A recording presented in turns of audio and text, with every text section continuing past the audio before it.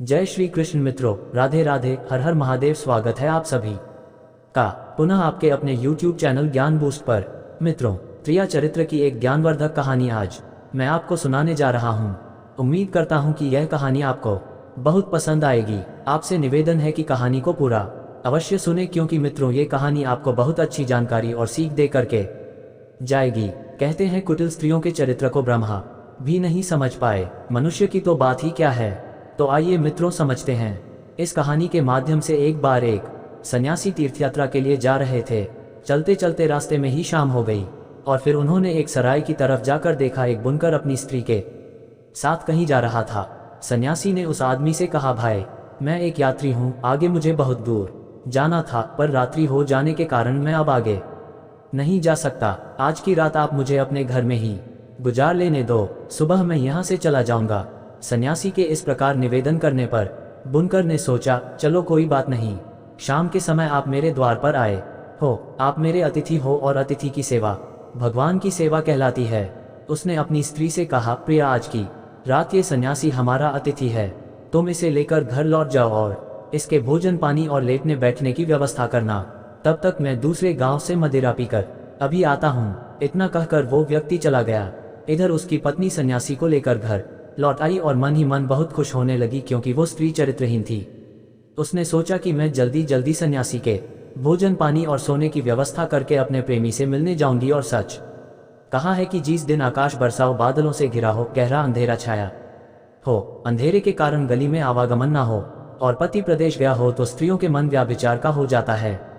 मित्रों कहते हैं कुलटा स्त्रियों का अपने पतियों में तो अनुराग नहीं होता, इसके विपरीत पर पुरुषों में उनकी आसक्ति खूब होती है। पर पुरुषों के लिए श्रृंगार करने में उन्हें बहुत रुचि रहती है और अपने पति का प्रिय वचन भी करवा लगता है।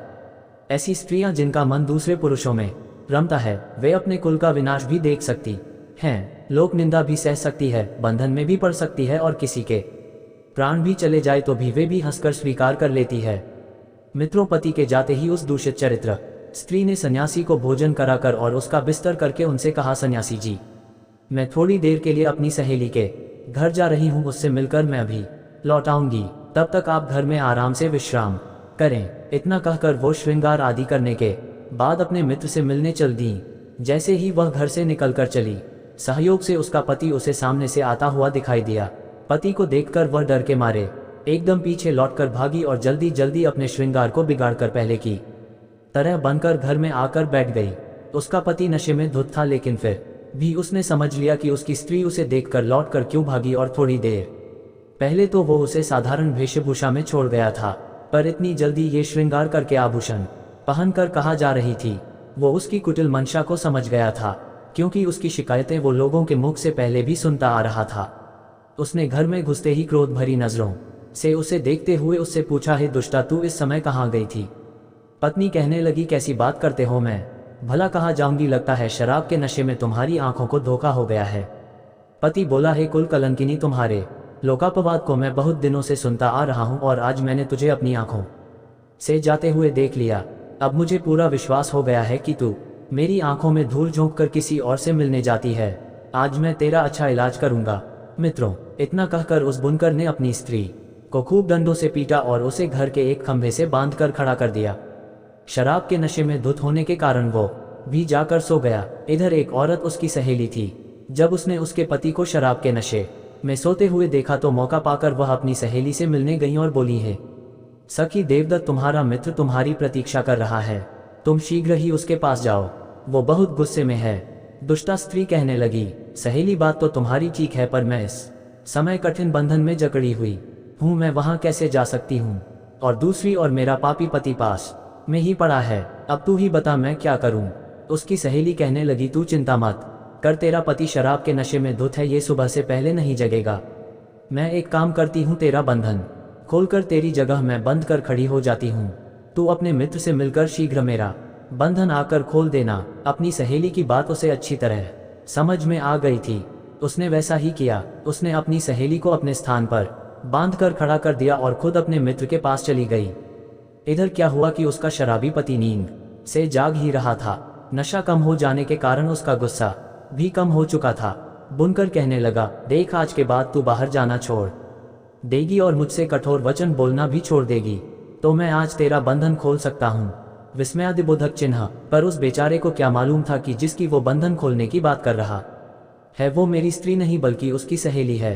आवाज पहचाने जाने के कारण उसकी बात का कोई जवाब नहीं दिया। बुनकर ने फिर वही बात दोहराई पर वो फिर भी कुछ नहीं बोली। उसको निरंतर देखकर बुनकर को फिर गुस्सा चढ़ा जा रहा था। उसने गुस्से में एक धारदार हथियार से उसकी नाक काट डाली और उसे गाली देता हुआ फिर सो गया। इधर वो सन्यासी ये सारी कहानी देख रहा था। उधर काफी देर के बाद जब बुनकर की स्त्री लौटकर आई तो उसने अपनी सहेली से पूछा, सहेली तू ठीक तो है? मेरे जाने के बाद ये पापी जागा तो नहीं? तो उस औरत ने बोला, बहन तू मेरा बंधन खोल, तेरे पति ने तो तेरे धोखे में मेरी नाक काट डाली।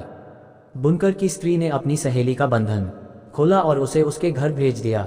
कटी हुई नाक लेकर अपने घर पहुंची और चुपचाप चारपाई पर लेट गई। मित्रों, इधर थोड़ी देर के बाद बुनकर फिर नींद से उठा और अपनी स्त्री से बोला, हे दृष्टि स्त्री, तू बोलती है या अब की बार तेरे कान भी काट दूं?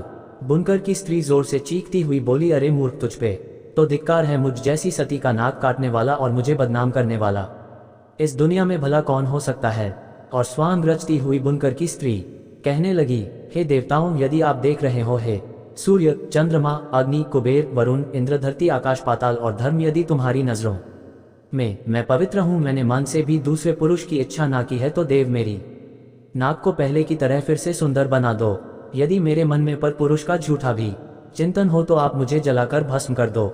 इतना कहकर वो दुष्ट स्त्री अपने पति से बोली, हे मूर्ख आदमी, देख मेरे सतीश की शक्ति से मेरी नाक फिर से ठीक हो गई है। मित्रों, पत्नी की बात सुनकर बुनकर हाथ में मशाल लेकर अपनी पत्नी की नाक देखने लगा।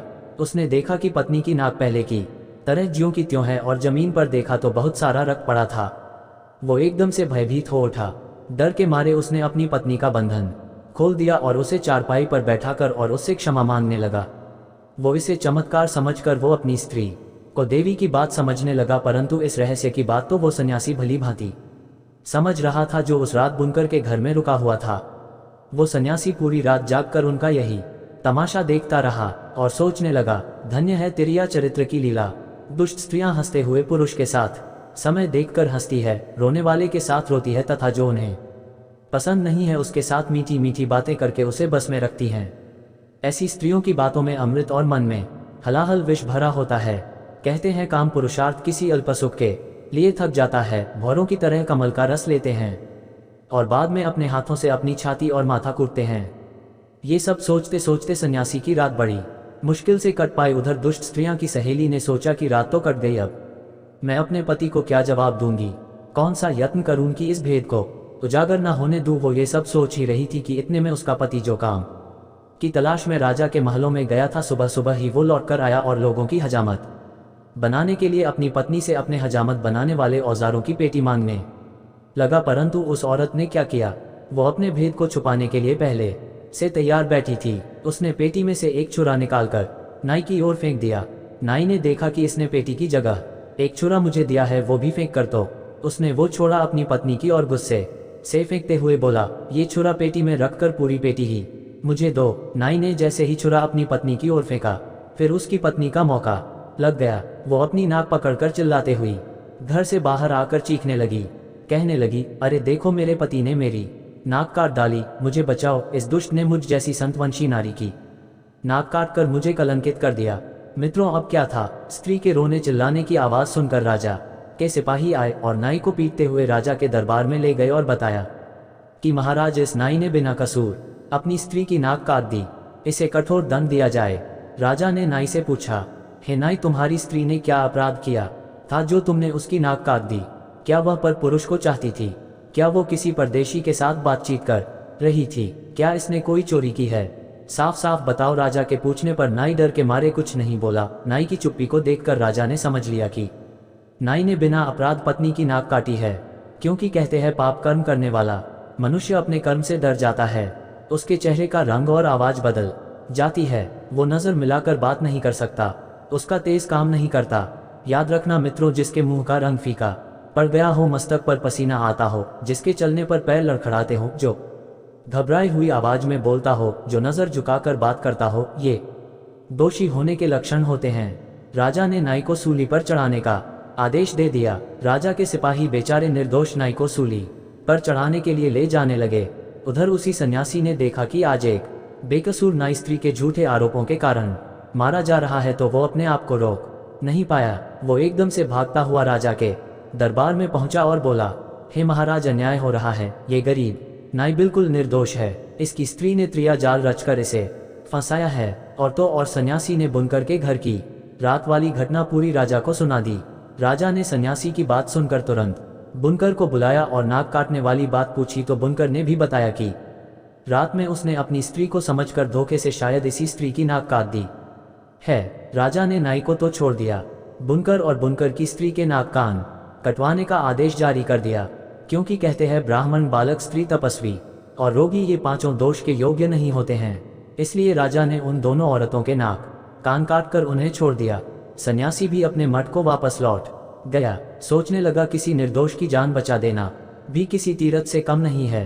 जैसी करनी वैसी भरनी। दोस्तों, दुष्ट स्त्रियों के चरित्र को देवताओं ने भी नहीं समझ पाया। मित्रों, ये कहानी आपको कैसी लगी आप हमें कमेंट के माध्यम से जरूर बताएं, और हो सके तो अपने मित्रों को भी शेयर करना और हमारे चैनल को सब्सक्राइब अवश्य करना। और दोस्तों, सच्ची श्रद्धा से कमेंट में जरूर लिखें, जय श्री राम, जय हनुमान। साथ ही देवों के देव हर हर महादेव सदैव आप पर अपनी कृपा बनाए रखें। प्रिय मित्रों, वीडियो को अंत तक देखने के लिए धन्यवाद। हर हर महादेव।